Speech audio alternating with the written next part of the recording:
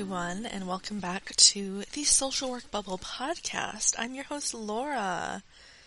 I'm a licensed master social worker here in New York. I work out of a practice, Lincoln Square Psychotherapy, based in New York City. They do in-person sessions, but I work fully remotely. I actually live up in central New York. And yeah, I am a therapist. Woohoo! Today, we're doing I had like a lull in podcast guests. So we're doing a lot of solo podcast episodes this month, and I kind of love it. I love obviously having guests. I think that's really the core of what the Social Work Bubble podcast has become, is getting a wide variety of social work experiences, like it's really just a hub where people can go to really kind of see the different jobs and journeys people have had in social work and what is really available, issues that we deal with, maybe gaps in our education that we want more information on. So I really, really love our guest episodes, but there's coordinating that goes into that. I always get a little like pre-recording nervousness, and when it's just me talking to myself in a room alone, it's pretty easy peasy. This is also, I said this in the last episode, this is a pretty good kind of snippet of what you'll see in bonus episodes. So if you go to the hosting website, buzzsprout.com, which is the link that I have in my bio to check this podcast out, you can subscribe for bonus episodes. So they do vary in consistency. I think originally I'd said bi-weekly. I think recently I've been trying to do them like every week, every other-ish week. So it just depends. But that is something where you can also just like subscribe and listen to all the episodes and then unsubscribe. Like it's not something you have to keep consistently. But if you ever want to support the show, that's available to you. Today we are getting into a few things. I'll kind of do a weekly check-in. Then we'll do a prompt from the Anti-Burnout card deck. We will dive into some Reddit forums, in the social work Reddit forums. And that's about it for today.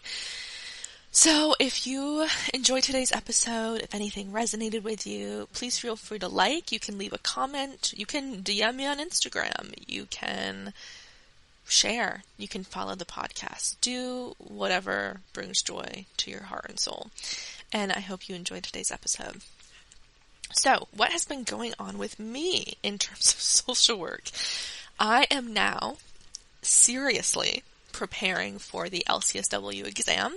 I finally got approved to take the exam, which is exciting. I may or may not have it scheduled. I'm keeping that information private, so that way I don't stress myself out. I don't tell anyone when I'm taking the test, not even my boss or my work or anything, just because that is insane.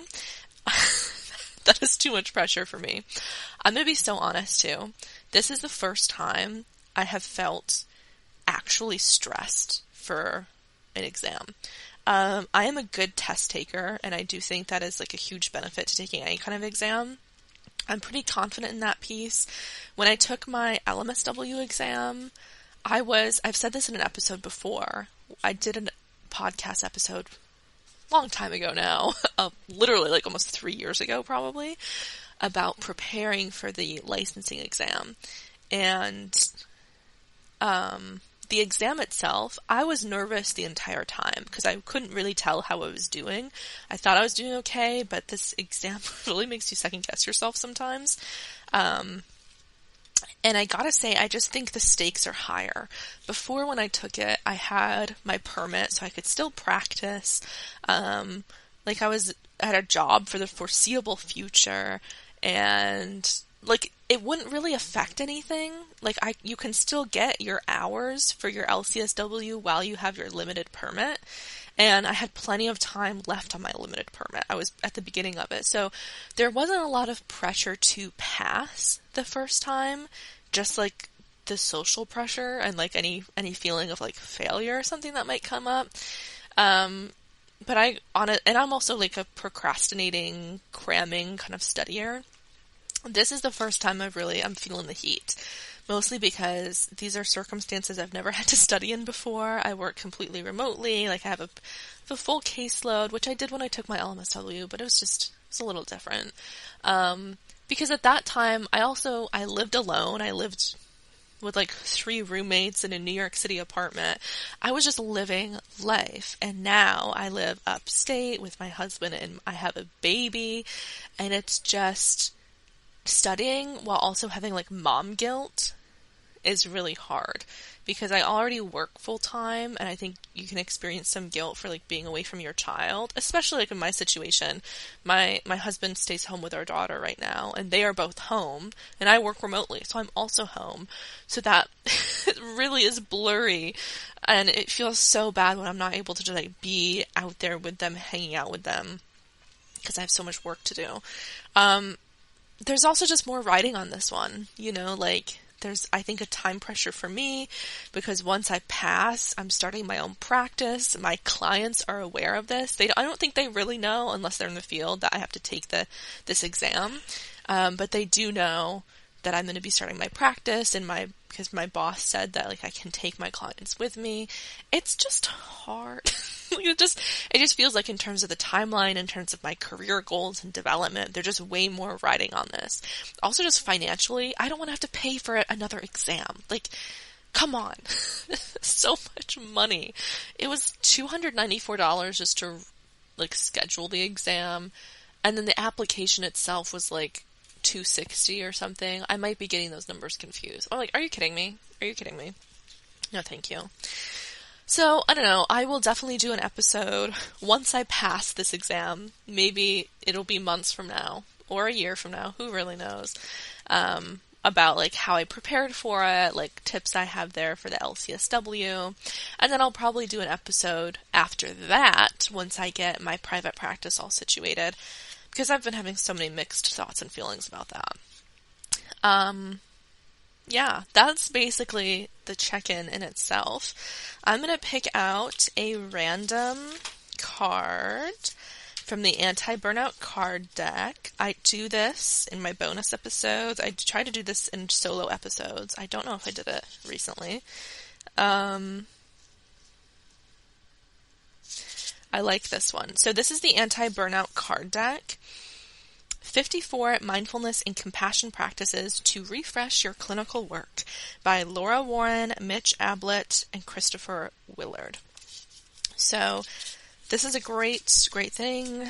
I love this card deck. They have different categories. They have caring for the self, regaining balance, enjoying the work, empathic attunement, compassion for self and others, countertransference, managing triggers. So I think it's a great deck to do in between sessions, on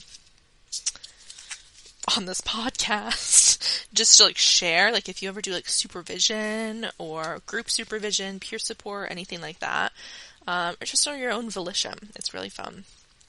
So, get comfy for a second, get situated, cross your legs, ground your feet on the floor, just get comfortable, and I will read through this prompt called Seeing with Loving Eyes. It's not just what we look at, it's how we look. Experiment with gazing at people with gentle and loving eyes. Bring awareness to any tension or tightness around your eyes, inviting your eyes to soften and perhaps even smile. As you do, bring attention to any subtle shifts in the face, body, heart, and mind. Notice any stories that come to mind or any resistance that arises, allowing thoughts to rise and fall without getting caught in the story. Notice what happens when you soften your gaze. Experiment with your family, colleagues, or clients with your kind and loving eyes. How we look at others often colors the way they look at us, and in turn, themselves. Amazing. I think this is interesting because a great mindfulness practice. I think I do this naturally in session because when you're doing telehealth too, you can see yourself on the computer, which you can take that away so you don't. And I've been thinking about doing that. But sometimes I look at myself and I'm just like, my face is all like scrunchy or something. Or usually I'm pretty aware, but sometimes it does like check me in to be like, oh, you know what? Let's redo my posture a little bit. Let's put my shoulders back. Let's change for a moment. That will help me kind of be more in tune with this client, with this session. So I like that. Seeing with loving eyes. Feel free to take that with you as you go throughout your day and throughout your week. That was part of the empathic attunement category. Lovely. Oh my gosh. I just dumped these cards all over the place. Oh gosh, as if it isn't the most chaotic podcast in the world. Alrighty. Now, as we kind of turn away from our mindfulness prompt from the Anti-Burnout card deck, we are going to dive into Reddit. So I found 2 prompts that I really like that we'll kind of dive into. I will give my 2 cents because that is the whole point. If someone has a podcast, you know that they like to share their opinion. That is what we're here for. So this first, I follow a few different Reddits with my social work bubble email account. I do r/mental health, r/social work, r/social worker stories, and r/therapists. So that's super fun and fresh for me. Go ahead and get on those forums as well. So the title of this is "You're Not in It for the Money, Though." And this is what this Redditor, I don't actually know what people on Reddit, are they called Redditors? Sure. This is what they say. I recently quit my horrible job to be a stay-at-home mom. My workplace was highly taking advantage of its workers and severely underpaid, to the point a union was started. I was telling my newish friend about this, and her response was, "I'm usually all for unions, but you don't go into this field for the money." I responded, "I also didn't get into it to be abused by my workplace." Yes. Awesome.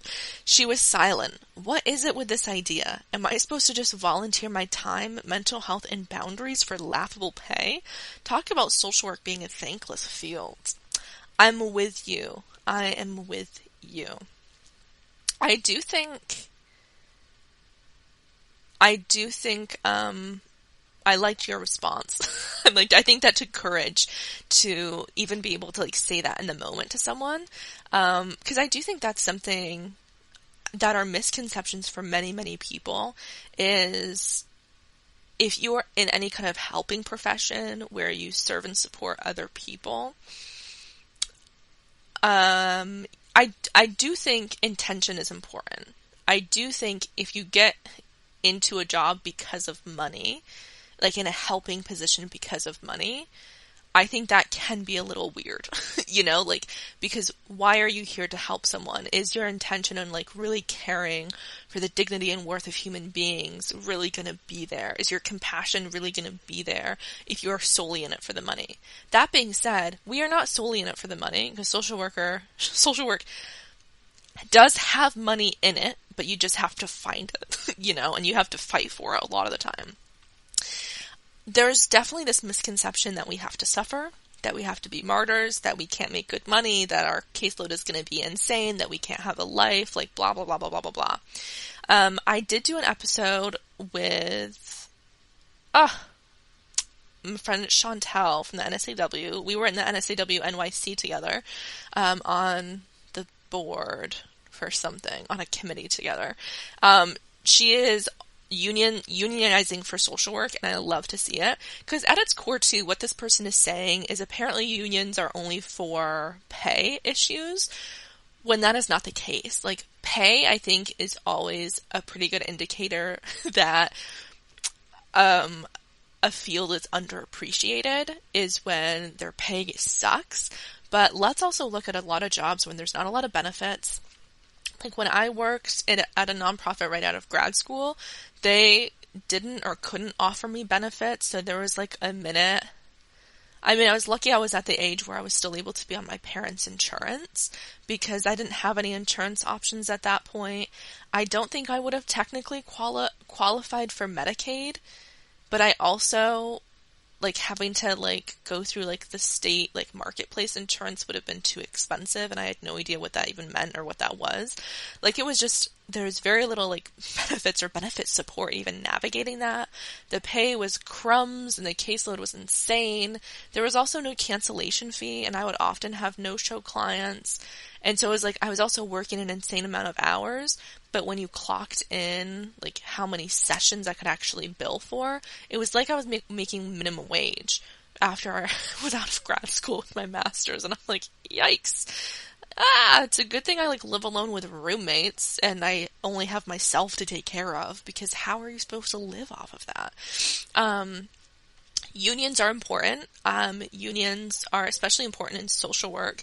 I'll put the information in the description of this podcast to go check out the union episode, and also I'll put in the social work union information because I think that's essential. I do think someone in my Instagram comments the other day was talking about how being a social worker in Greece, I made a post about how there is money in social work and you are allowed to go to a job like because it offers a higher pay. That is a-okay.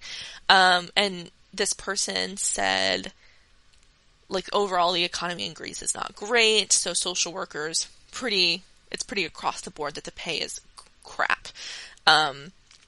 And I think that's where it is so important to act as a collective and to take notes from the teaching profession and from the nursing profession and professions that have come before us, because social work is still a relatively newish field, even if the idea and the certain, like, service aspects about it have been around for a minute.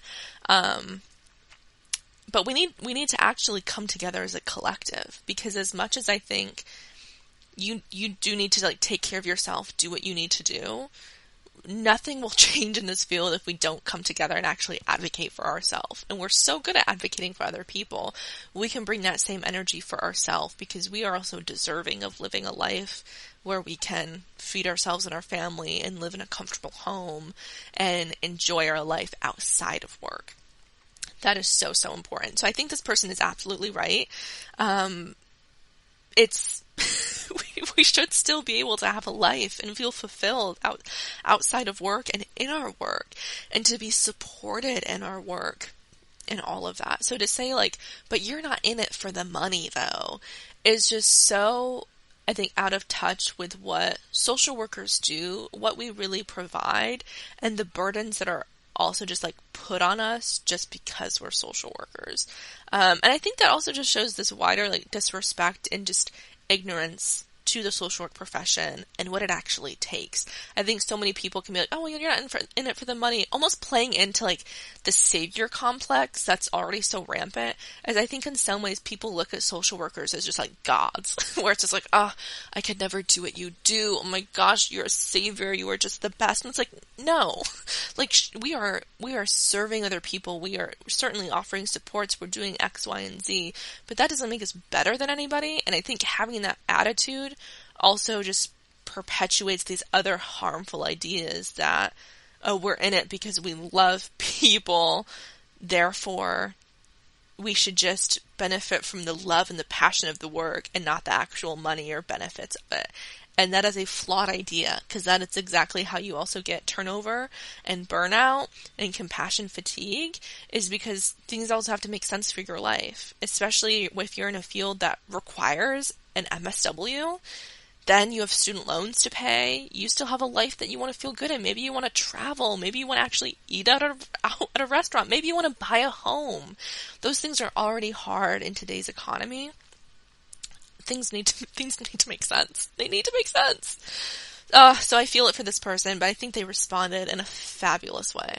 Good for you.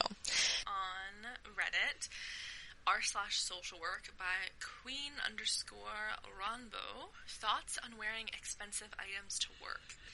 I'm wondering what your thoughts are on wearing expensive items to work, such as jewelry or bags. Is it dependent on your job site?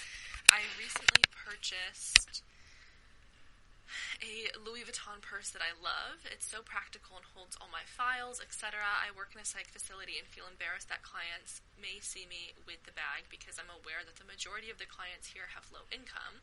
On the other hand, I've worked really hard to purchase the bag and think I should wear it proudly. Okay, great. Great. Okay, I do think this is interesting because, on the one hand, this person is saying that they want to be proud of themselves, like they want to be able to wear these things proudly because they earned it. I think that's awesome, I think that's cool, I think that's fun and that's fresh, and you should be proud because you did earn it.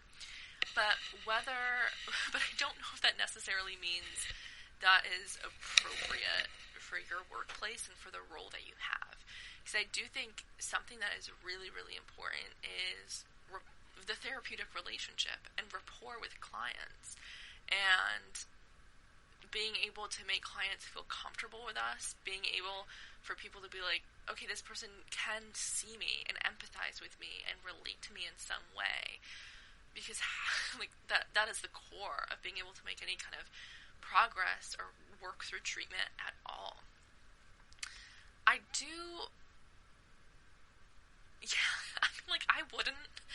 wouldn't, at its core, I would not be bringing a Louis Vuitton bag into work with me.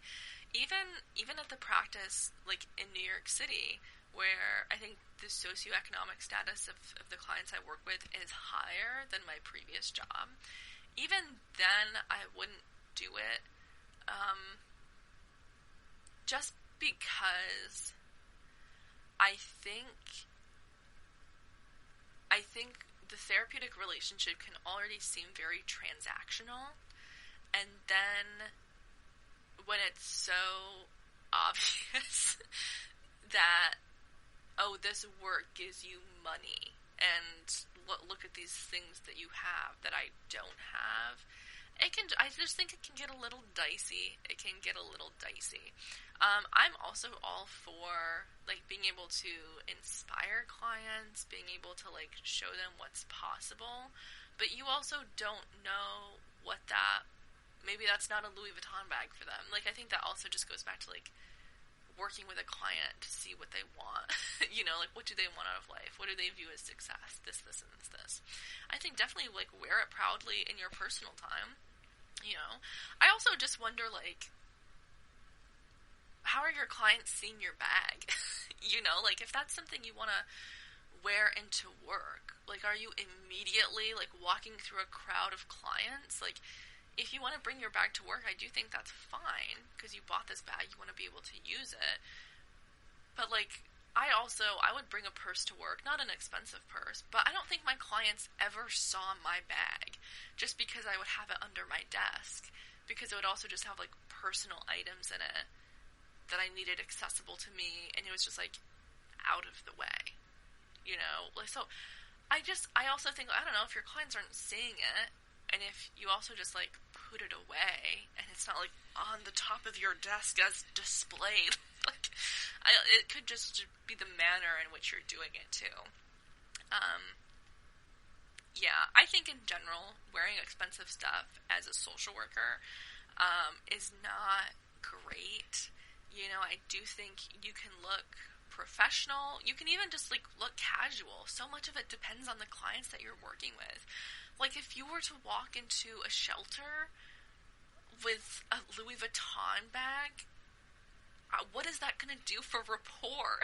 Like, I just think, like, think for a moment about the impact of how you show up. When I got married, like, I'm going to be so honest, my ring is not extravagant in the least, but I was still very aware of, like, should I wear my wedding ring? Because it is a piece of jewelry that has diamonds on it, like, how is that going to affect the therapeutic relationship? Is that going to be weird or not weird? Because at the time I was also seeing clients in person, and I was seeing the same clients when I had, like, been engaged, and then when I got married. So it was like they saw me in a transitional period of my own life, and it was really interesting. I wear my wedding ring now. I ended up wearing my wedding ring when I was seeing in-person clients because everyone knew I got married anyways. But yeah, I just think, like, have some moment of reflection, really go through the pros and the cons. I would say, like, if you are in a high cost of living area and you see, like, rich clients, to be quite frank, I can see how, like, it wouldn't be a huge deal. You always just want to be mindful of, like, your role. You know, if you're working in a psych facility, I wouldn't. I do just think, I don't know, like, I do just kind of think, what's the point? You know, like, what are we trying to do here? Because I think also people in a psych facility have bigger fish to fry, you know, and it just can make it seem weird. I know my answer right now is, like, so all over the place, but be mindful of the people that you're supporting, you know, be mindful of the populations that you serve.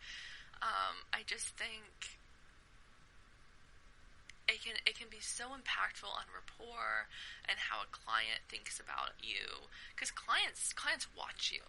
Clients watch your body language. They watch the language that you use. They watch how you dress and how you show up. Like, they do watch you. And I think they are a lot more in tune with us than we even ever realize. And so you do want to be mindful with, like, what that means to them, especially if a client has their own issues with, like, money, or their own issues with a relationship with money, or like their own socioeconomic status. Like, be so gentle with that. I do think the therapeutic relationship can be really healing, you know, and maybe it could be a point of conversation to dive into, if that is, like, if a client does notice a really expensive bag and they feel a type of way about it. But I also just think it's just also about courtesy and being kind, you know, where you're also just, like, centering yourself in that way. You know, I do think it is important to always be mindful of the power dynamic that's in the therapeutic relationship, and to try to decenter yourself as much as possible. And I think being in the spot where you're just, like, wearing really expensive things, or like, in that way, you can still be put together, but don't ever try to center yourself, because it's not about you. You know, make it all about the client in that way. Those are my 2 cents.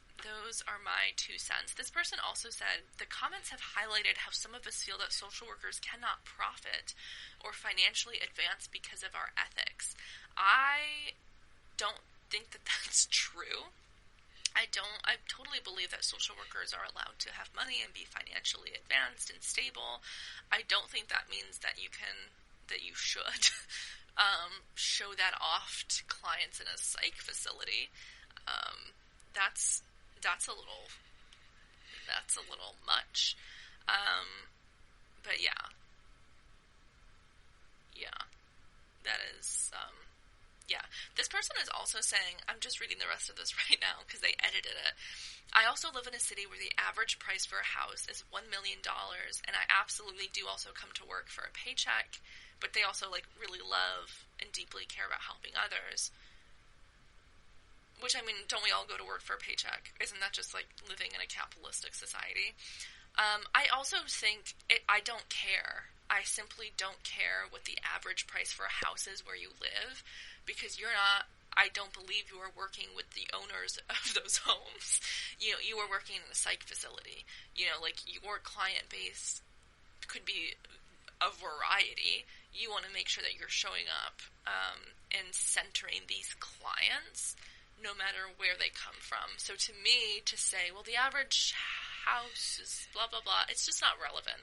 Like, who are your clients? Who are you meeting with in your office? That's the piece that matters. That's the information that matters. So that's that. Those are my Reddit rants, if you will. Reddit rants with Laura. How fun and thrilling. Please let me know if any of you listening had anything to say. I will link these Reddit forums below, so feel free to check them out. You can even respond yourself. I think that would be super fun and exciting and cool. If you enjoyed listening to today's episode, I know it was a little bit chaotic, a little bit rambly, a little bit weird. My apologies for that.